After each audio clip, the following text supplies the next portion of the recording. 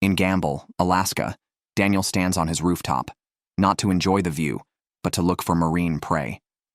He spots a walrus on the distant ice but feels indifferent, not out of disinterest in hunting, but because the distance and the ice-clogged harbor make setting out impossible. This year, his family struggles greatly with frequent food shortages. In previous years, their freezer would have been packed with various meats. Now, his only option is to find a place to catch crabs. Before setting out, Daniel decides to make a large ice pick. Although available in stores, the commercial ones are too small and impractical for his needs. Together with his son Chris, he crafts a large ice pick suited to their fishing and crabbing needs, capable of breaking ice to clear a path for their boat. Prepared, they head to the crabbing area on the ice, but a newly formed crack blocks their path. Pursuing crabs over the unstable ice could lead to danger if the ice suddenly drifts. Although they can't catch crabs, an opportunity arises to hunt another animal, the polar bear, with fresh tracks spotted on the ground. Although the bear is not large, finding one indicates the presence of more. Living off nature requires adapting to circumstances. Polar bears, with their natural camouflage, are hard to spot against the snow. Hunters must observe carefully from high points. As the cold season nears its end, polar bears migrate north, offering a chance to solve the food crisis at home. The white fur can also be made into gloves and clothing. According to local customs, the first person to spot game claims it. This rule could cause disputes in more populated areas. Previously, the area was teeming with polar bears, a sight no longer common due to climate-induced ice reduction. After searching for a while, Chris suddenly notices a pile of snow move. Undoubtedly a polar bear. He quickly follows, but the animal disappears without a trace. Near a temporary camp, the bear leaves numerous footprints and even damages a house. As the wind strengthens and visibility worsens, Chris must return home before the weather deteriorates further. Although they didn't catch the polar bear, the warming weather will soon melt the ice in the harbor, allowing hunters to band together and hunt walruses at sea. In Alaska's Iliamna Lake, hunter Joel is digging through thick ice to fish for his family. As a child, just drilling a hole would yield endless fish. But now, fishing has become very challenging due to environmental changes and increasing predators. Even catching a common lake trout relies on luck. After chiseling over half a meter deep, water finally appears. Joel uses aged salmon eggs to bait the trout, attracting fish from several camps around. Before leaving, he places a branch over the hole to mark its location for his return. As he prepares to drill a second hole, he spots a lone wolf nearby, posing a serious threat to his family and dogs. Due to excessive cover, Joel quickly loses sight of the wolf. To eliminate the risk, he follows the wolf, which reappears but is beyond effective shooting range. Joel watches helplessly as it disappears. He generally lives by a rule of not killing unless necessary, but the wolf's proximity to his home is alarming. Following the tracks into the forest, Joel discovers the wolf's feeding site, not on a rabbit, but on a lynx. This is the brutal reality of predator interactions, where the victor eats and the defeated becomes food. It seems the wolf has eaten and returned to the forest. If it comes near his home again, Joel knows he must take action. What was supposed to be a fishing day turns into wolf hunting. Returning to the spot where he placed the salmon eggs, Joel finds them all eaten, suggesting there might be fish below. He pulls out his fishing rod and begins fishing, but after a long wait, catches nothing, likely scared off by the ice breaking. With no other option, he decides to return the next day to continue fishing. Life here is tough, and adapting requires the right mindset. In the Yukon River region of Alaska, the annual trapping season has arrived. Hunter Jim is boiling water to wax and resin his traps with spruce resin, masking human scents. Jim, who began trapping at the age of 10, is now an experienced trapper. Fur is crucial for their survival, as insufficient warmth during the cold winter can lead to frostbite or hypothermia. Today, the family has divided their hunting tasks. Jim and his son head downstream to trap marten, while Jody ventures upstream to target a wolverine. The family splits up to cover more ground. Jim first clears a fallen tree before setting traps to prevent injuries. He uses rotten salmon fins as bait, known for their pungent smell, and secures the trap to a small tree. camouflaging it with branches to keep birds from stealing the bait. Meanwhile, Jody discovers marten tracks, but ignores them as she focuses on Wolverine. She notices a snow-covered tree, hollow, perfect for setting a Wolverine trap. Recalling her father's use of a fire to captivate a Wolverine's curiosity, she replicates the tactic by lighting a small fire inside the hollow and sets a noose trap with the same aged salmon used by her husband. She camouflages the entrance with branches and sprinkles some blood to confuse the predator, planning to return in a few days to check the trap. During this time, she uses stockpiled furs at home to make traditional Gwich'in garments, not only for personal use, but she also sells some for a good profit. With colder weather approaching, she crafts a pair of soft leather boots with a moose hide sole, canvas upper, and lining to wear on her hunting trips.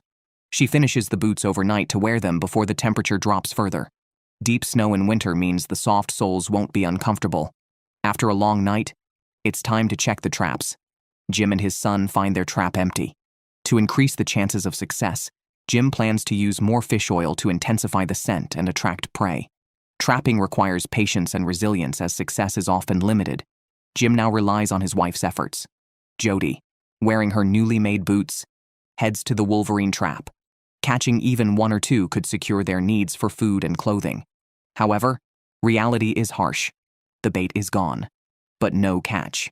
It seems that foxes or martens are to blame, even marking the territory with urine. A few days earlier, she had set bait and camouflage at a small tree, placing the trap at its base. Likely, the animal that stole the bait was too light to trigger the trap. Jody resets the trap, hoping for a new opportunity. In Gamble on St. Lawrence Island, the annual hunting season has started. Young hunters are refilling collected spent casings, while the older hunters are sharpening their knives and spear tips. It has been 3 months since they last had fresh walrus meat. They plan to go out to sea tomorrow to hunt some. It's been 3 months since they last tasted fresh walrus meat, and they plan to hunt some tomorrow. The local indigenous community relies on hunting for sustenance. A male walrus can reach nearly 5 meters in length and weigh up to 3 tons.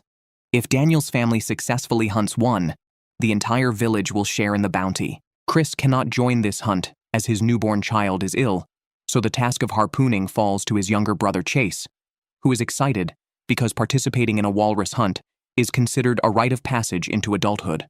The harpooner bears significant responsibility, stationed at the forefront of the boat, vigilant of ocean currents, ice conditions, and sea movements. For Chase, this role is an honor, and he is determined to persevere through any hardships. The next day, they arrive at the seaside. Chase's cousin is also called to assist. The three of them head out to sea, finding a suitable spot in the icy waters to scout for walruses. Daniel spots the target first and signals the young men to enter hunting mode. The walrus is close, but the rocking boat makes it difficult to aim, causing them to miss good opportunities. Walruses, being mammals, will surface for air after diving, requiring the hunters to patiently wait and observe, ready to act swiftly when the walrus reappears. Unfortunately, their luck is poor. The prey is right in front of them, yet they can't manage to hit it. They work from morning until evening without success. Considering the village's meat shortage, however, as dependable hunters, they cannot afford to give up. The next day, Daniel leads another expedition to sea, this time with his older son, Chris, who has more experience hunting walruses. To aid in their search, the group climbs onto an ice floe for a better view. The shifting currents briefly allow for hunting, but could force them to return to shore if they change direction. They spot their target from afar, but must wait patiently for the right moment to act due to ice barriers, which could potentially trap them. As the ice breaks up slightly, they rush towards the walrus, which cleverly dives back into the sea, evading capture again. This hunt requires immense patience, testing even the most resilient hunters. So far, they have only spotted the walrus in the water, where hunting is significantly more challenging than on ice. Additionally, the large lung capacity of male walruses allows them to dive deeper and travel further, increasing the difficulty of the hunt. When the walrus surfaces again for air, they attempt to pursue it, only to find their engine clogged with ice. They quickly clear the ice and rush after the walrus, but the currents suddenly shift, causing the scattered ice to reconvene. If trapped, they would have to wait for rescue from family. With no other choice, they must return to shore and wait for another opportunity to head out to sea. The next day, Daniel led another expedition out to sea, determined not to return without a walrus. Given the walrus's crucial role as a primary food source in their traditional lifestyle, failing to secure a catch this season would mean facing hunger. Suddenly, a walrus appeared, and they quickly pursued it. Despite several close attempts, they struggled to make a successful hit. Finally, an opportunity presented itself. The shooters on the boat fired one after another, turning the seawater red. The job wasn't done yet. Chris needed to harpoon the walrus, attaching a buoy to prevent it from sinking. Unfortunately, his first attempt missed, and the injured walrus took the chance to dive deep. However, clearly weakened, it couldn't stay submerged for long. When it resurfaced, the hunters accurately harpooned it. After days of effort, Daniel's team finally secured a walrus. The catch was so heavy that it took tremendous effort to tie the massive animal to their boat. Back in the village, the people anxiously awaited, unsure if they would have meat that day. Their joy was immense when they saw the hunters returning loaded with their catch. Now, everyone's help was needed to haul the giant beast from the sea. The walrus was then cut into smaller pieces for distribution, with some parts traditionally returned to nature as a sign of respect for the animal. With everyone in dire need of food, only through mutual help and teamwork could they aspire to a better life. Seeing everyone fed made Daniel very happy. He hoped this way of life could continue indefinitely. Some hunters' ultimate dream isn't a fierce wild animal, but a docile and delicious goat. In Akshiyok, located on the southern side of Kodiak Island, Alaska, respected native Marvin is taking his nephew Justin to hunt a goat today. Many don't understand why hunting a gentle goat is considered a top goal for many hunters. It's not about the ferocity of the animal, but the challenging environment of the hunt. To avoid predators, goats usually live in high-altitude mountain areas, with cliffs and perennial snow, making them difficult to spot. Goats move effortlessly on these terrains, whereas bipedal hunters find it challenging. Hunting usually takes several days, or you might not even catch a glimpse of the animals. The island is home to many bears whose paths often cross with the goats, requiring extra caution during the hunt. Marvin and Justin drove for hours against the cold, damp wind to Sarua Bay, where a friend's hunting cabin provided a perfect shelter with a stove for heating and lights. Hunting on steep mountain paths is too much for Marvin's age and physical condition, so Justin must undertake the journey alone. The rugged path is difficult, marked with bear tracks, making Justin both the hunter and the hunted. As he ascends, fog begins to envelop him. The goats, being white, blend almost perfectly with the clouds. The snowy areas not only bring a sudden drop in temperature, but also make it harder to spot the quarry. From below, Marvin, with a telescope, closely monitors Justin's movements. The changing wind and clouds indicate an approaching snowstorm.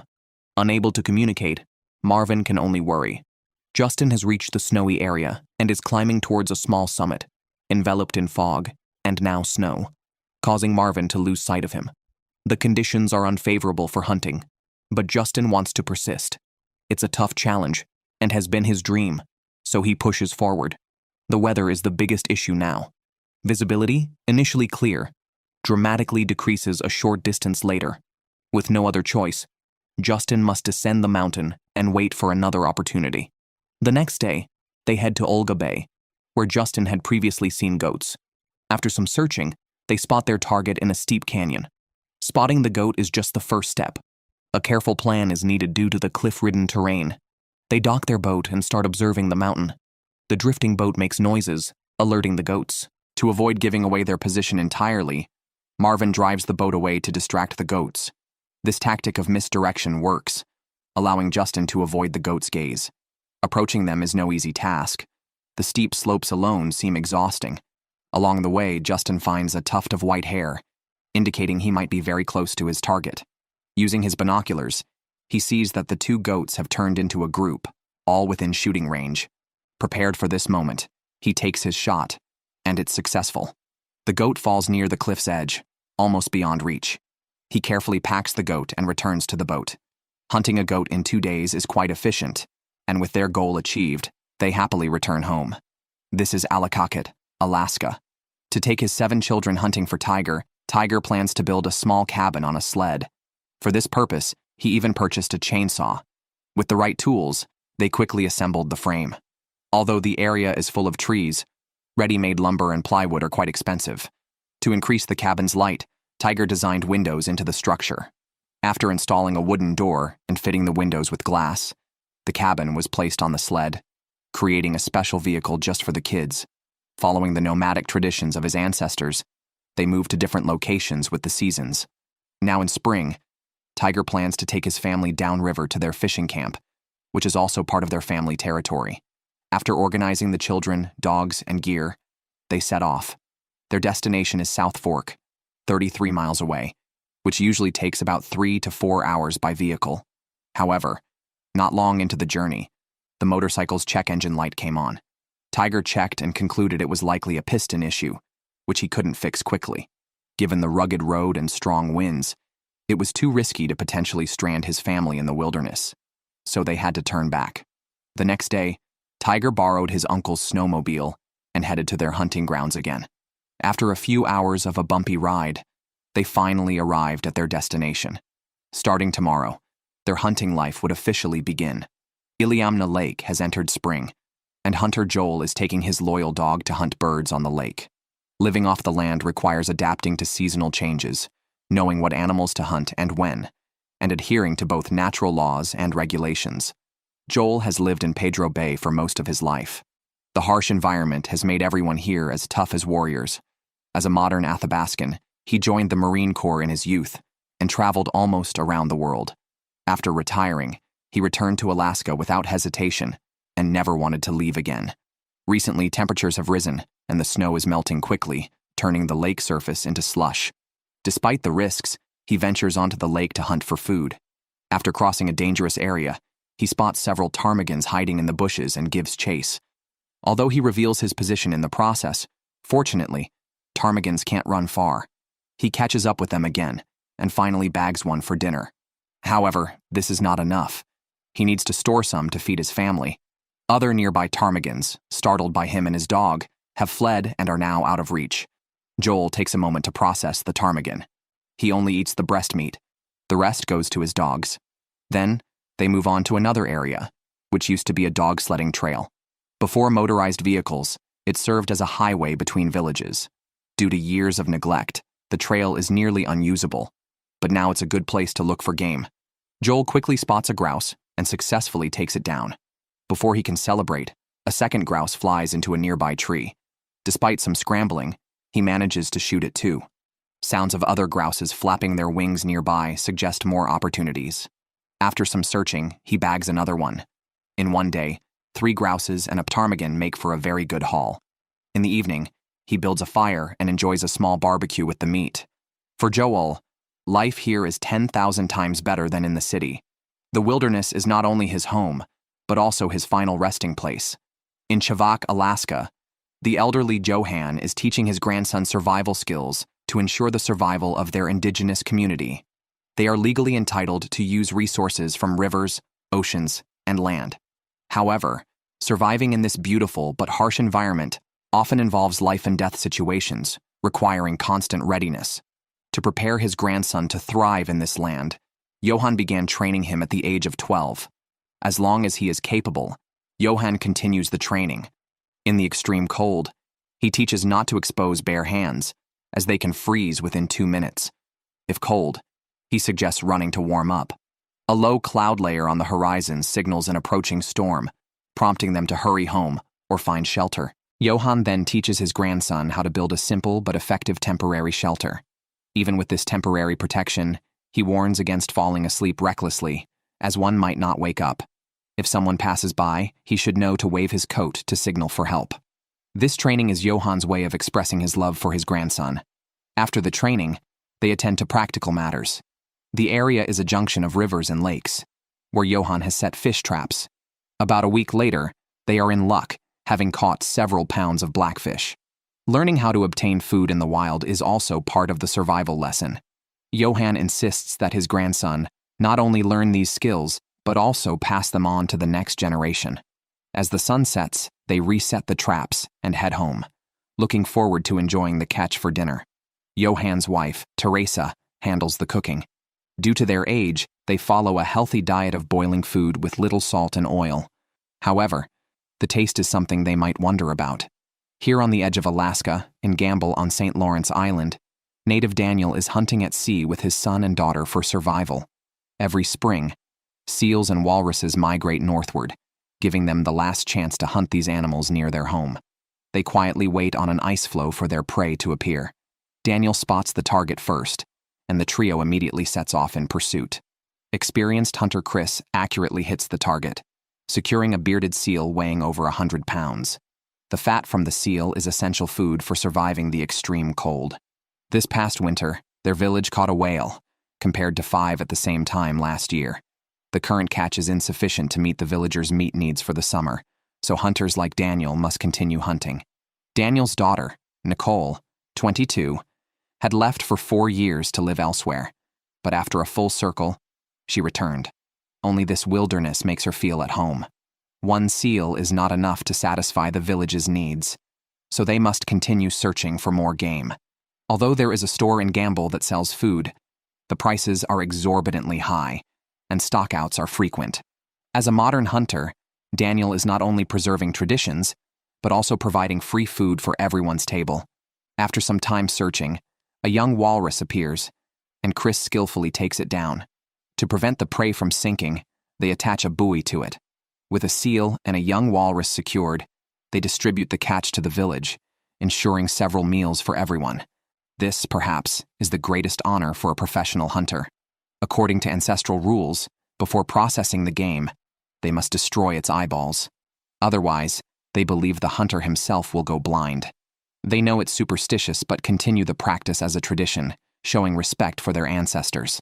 In the central part of the Domain River, Igor, native Jody, is dressing up his son Deneric for his first hunting trip, making it a special occasion.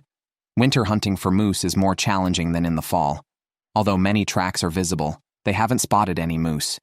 So, they decide to wait at a spot frequented by the animals. Jim builds a shelter out of snow for hiding, which helps avoid the cold wind and keeps them hidden from the game. Whether they will see a moose depends on their luck. After waiting a long time and seeing nothing, they decide to change their strategy. Jim asks his son to quickly circle the hunting ground to see if he can spot anything. Deneric sets off on a snowmobile and finds branches nibbled by moose in the bushes. He stands on the snowmobile to look around. Many young people have moved to the city, but he prefers the quiet and simplicity of the wilderness.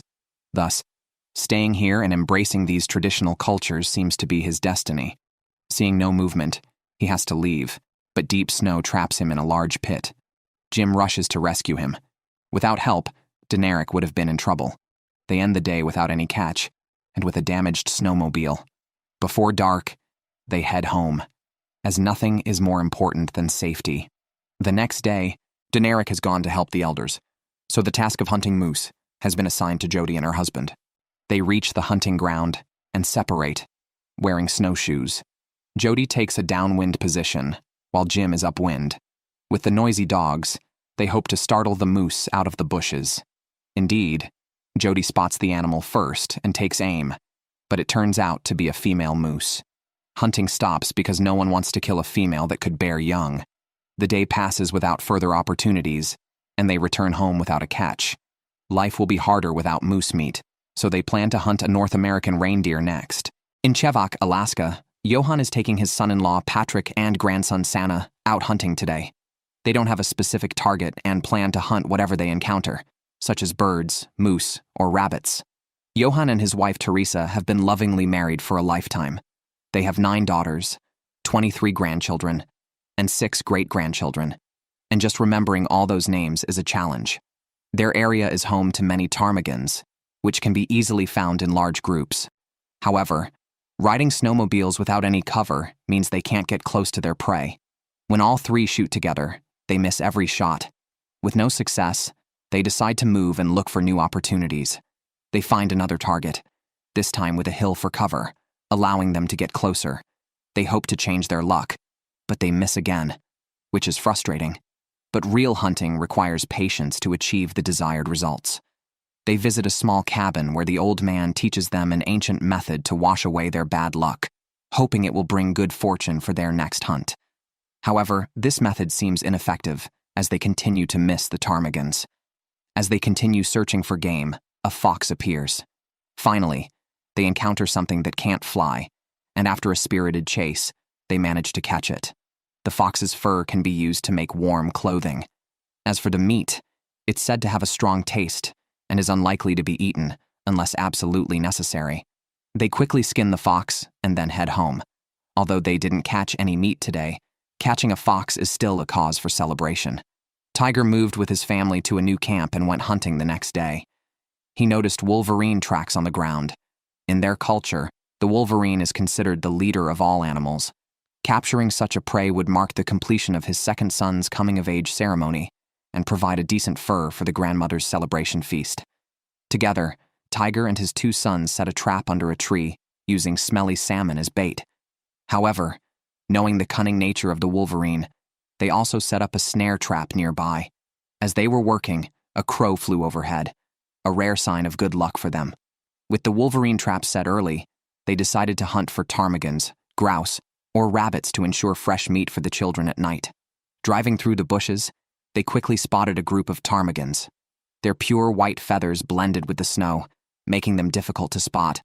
The sons took turns shooting and both managed to secure their targets, which pleased Tiger as it meant they had secured food for the evening. The next day, they returned to the same spot and found fresh Wolverine tracks and some of the bait eaten, but the animal had not been caught. The empty trap was disappointing, but the day was not over yet, and the other traps still held potential. In their culture, giving up is not an option, which is essential for surviving in such a harsh environment. Upon reaching the second trap, they were stunned to find a live Wolverine snarling at them from a tree. After safely transporting it to the northwest, Tiger finally felt relieved, as he had a respectable fur to donate at the ancestral feast, and his second son's rite of passage was complete. Out of respect, Tiger stuffed moose fat into the Wolverine's mouth as its last meal. Back home, he taught his children how to process the animal. Although the fur was valuable, it was destined to be donated. Seeing someone else wearing a garment made from the Wolverine fur they caught would be a source of pride. Tiger not only taught, but also let his sons try their hands to learn faster. The remaining Wolverine meat was cremated, allowing it to enter the cycle of life, adhering to their traditional culture, passed down from their ancestors. This was not about superstition, but a belief and a form of spiritual support. Female hunter Jody is hunting North American reindeer with her son Denarek in central Yukon River, Igor. Nearby, a 40-mile migration route of reindeer has been used for thousands of years by her people, who hunt not for sport, but to feed their families. After some searching, they spot a herd of reindeer on a mountaintop. Like other hunting, they target only males, focusing on one with a particularly long beard. Denarek, now grown up, is given the role of lead shooter to build his skills. His inexperience causes him to miss the first shot due to bullet drop. As the herd starts to flee, he has one last chance. Jody advises him to stay calm, take a deep breath, and hold it to maximize stability. Denarek takes his final chance and successfully hunts a North American reindeer. After expressing their thanks, they begin to butcher the animal. In respect for the life given, they perform charitable acts. Traditionally, they first cut off the reindeer's head and point it towards their home. This year, the migration route of the herd changed, leaving many villagers without this valuable game. The reindeer they hunted will be shared back in Igor with their family and friends. Jody drives a dog sled along the Yukon River, a mighty river originating in Canada, vital both in winter and summer for the livelihood of most Indigenous people along its banks. The dogs sprint energetically, even unaware when Jody takes a fall. Handling a dog sled is challenging, but Jody simply rights the sled and continues. Overcoming many difficulties, she finally arrives at the beautiful village where her husband, son, and friends await. The news that Denarek hunted the reindeer earns him praise from Chief Karma, making his parents proud. Looking ahead, Denarek can contribute more to the community, enhancing his prestige. As the reindeer's migration path changed, many missed out on game. Jody's family's arrival is a timely help. They maintain the tradition of mutual support and honoring elders, passing it down through generations. Today, the remaining meat is shared with friends. They light a fire, cut fresh tenderloin, and backstrap into small pieces, and grill them. Eating food from the land is like therapy, ensuring their health. This truly embodies the saying, "Local conditions nurture local people."